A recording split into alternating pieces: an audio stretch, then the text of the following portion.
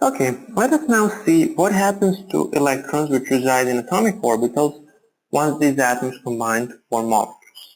Electrons remain in orbitals, except that these orbitals are no longer atomic orbitals, now they're molecular orbitals. And molecular orbitals are formed by the combination of atomic orbitals. For example, if you have two atoms of hydrogen, each one of them has one electron, and each one of these electrons is in a 1s orbital.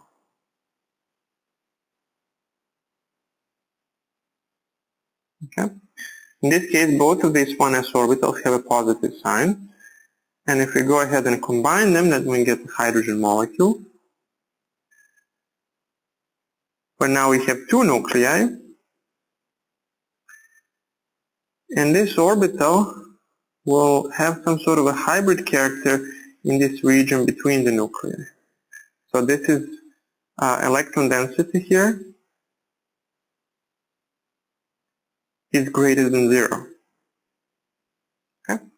This is called the constructive overlap.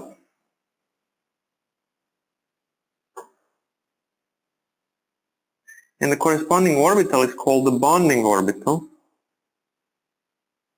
precisely because the region between the nuclei where the bond is established has some electrons in there, so the electron density is greater than 0. So these signs are both plus and plus. Now, in analogy with atomic orbitals, which are named S and S, this orbital is also named S, but in Greek. So this is the sigma orbital, also known as the sigma bond.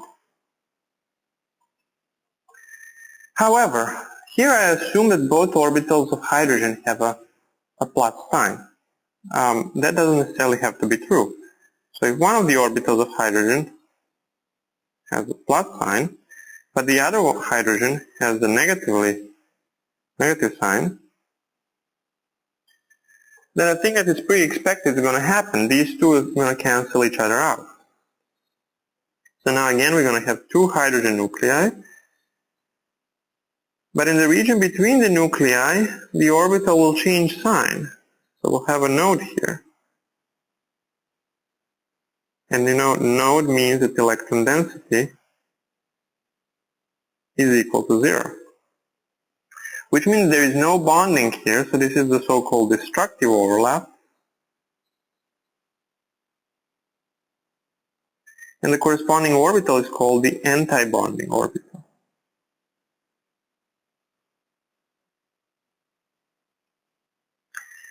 Now, this sigma orbital is lower in energy because it allows electrons to stabilize themselves by bonding the two atoms, whereas the anti-bonding orbital, which is also known as sigma star, is higher in energy.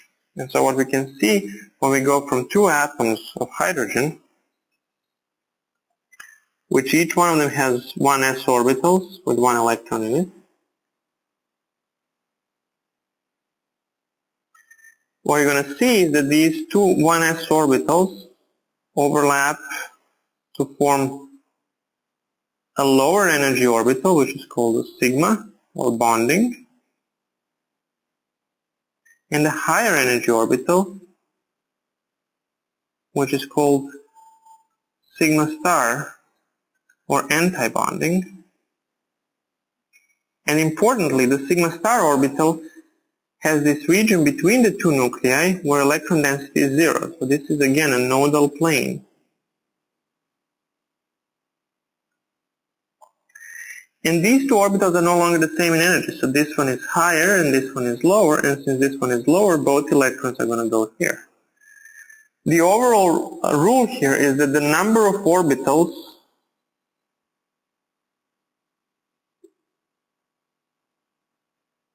must remain the same.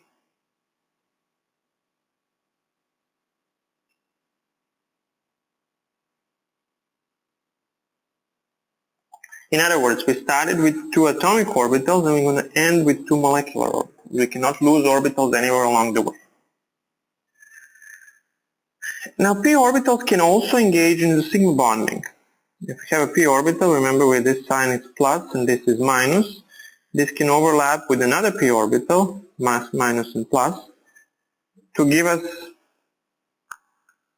a combination of p orbital which itself is a sigma orbital. It's an important distinction. The two nodes that were coming from the original p orbitals are preserved here, but the important part is that between the nuclei this is a bonding interaction.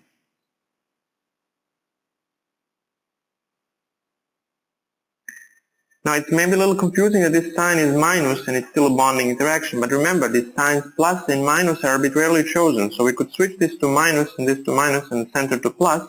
The point is that the interaction is in phase, so it's bonding. However, if these two p orbitals approach each other at a wrong symmetry, so this is plus and this is minus, and this is plus and this is minus, and they will cancel each other out by forming yet another node between them. So there will be a plus sign here, then a minus here, and a plus, and then a minus. And this will be a sigma orbital, this will be a sigma star orbital. The question is, why are both of these orbitals called sigma? Well, one of them engages s orbitals, the other one engages pi orbitals. And the answer to that question is that in both of these orbitals the overlap is head-on, which means that, and that is defined as a sigma. Now the important point is that we have to think about this in much more general terms than just s orbitals overlapping with sigma orbitals, that both p orbitals can overlap with sigma orbitals, and also combinations of orbitals such as 1p and 1s orbital can overlap to again give sigma bond.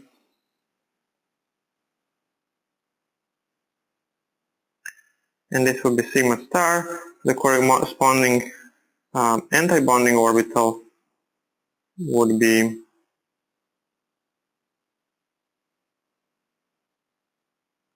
sigma star.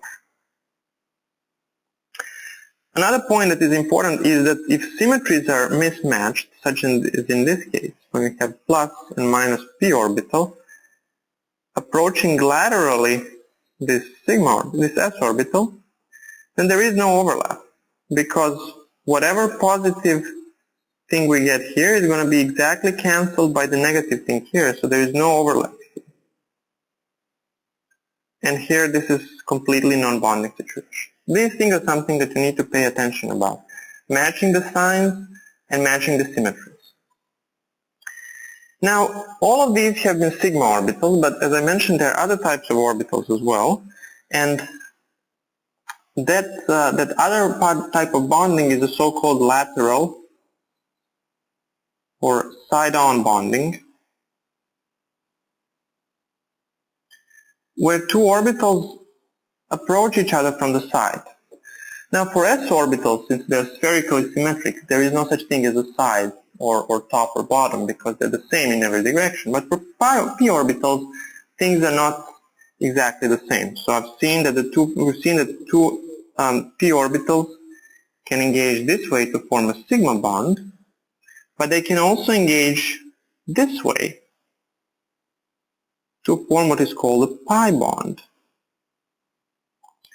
This bond is slightly weaker than the sigma bond, but it's still a bond nevertheless. And it can also be bonding if they approach with the same sign. Then we'll get a nucleus here, and then we'll get this little parachute of positive and a parachute of negative on the bottom, and this would be a pi orbital.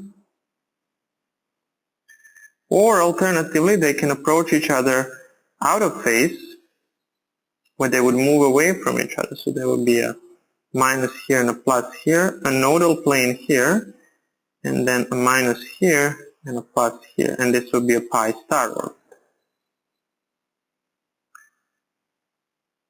Because the overlap is poorer in this lateral conformation, the pi bond is weaker than the sigma bond. And this is a very important rule.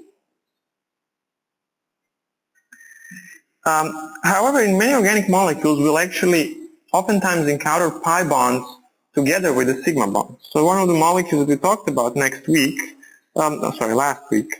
is this molecule known as ethylene, and it's pretty obvious that it has a double bond between two carbons. Now if you look at the orbital picture of this, the first bond between these two carbons is a sigma bond. But each one of these carbons also has a pi orbital which is remaining, and these pi orbitals engage into a bonding interaction which forms a pi bond. So the full orbital picture of this would be a little bit more complex, with a sigma orbital between the two CCs, but then also, as I mentioned previously, these parachutes of pi orbitals above and below that plane.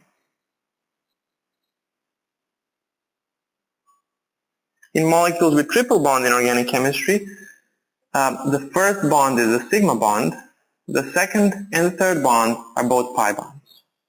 So that is a general rule that is also pretty useful, that in molecules, in organic molecules with multiple bonds, the first bond is typically a sigma bond, and then the subsequent bonds are all pi bonds, and are weaker than that original sigma.